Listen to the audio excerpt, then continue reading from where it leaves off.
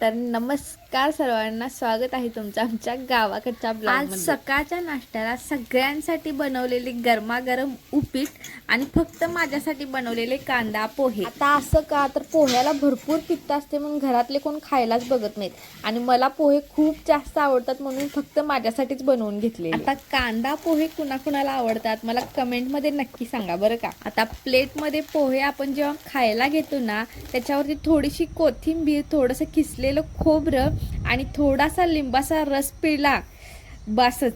गरमागरम पोह्यांची मज्जाच वेगळी असते। काल ना फणस कापलेला आणि त्या फणसाच्या बिया ना आज कुकरमध्ये शिजवून खायच्या होत्या। मग ते धुवून ना कुकरच्या डब्यामध्ये आई घालून ठेवलेल्या आणि त्या चुकून ना सगळ्या बिया खाली सांडल्या।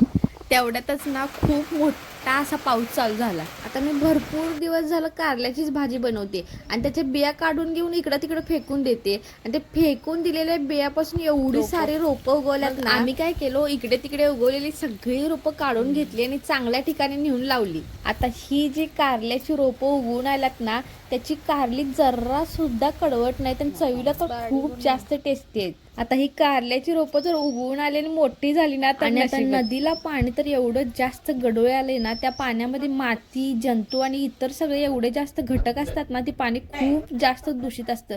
त्याच्यामुळे ते डायरेक्ट पाणी प्यायला जाऊ नका, शक्यतो फिल्टरचं पाणीच प्या किंवा पाणी ते उकळून प्या। काल ना ढबूची आमटी केलेली, आज म्हटलं ढबू ना तेलामध्ये फक्त भाजून खाऊया। ना थोडी सोयाबीनची रोपं काढून आणलेली आणि त्याच्यामधली ना कोवळ्या कोवळ्या सोयाबीनच्या बियांची ना आज भाजी केलेली। ही भाजी ना खूप जास्त टेस्टी होते।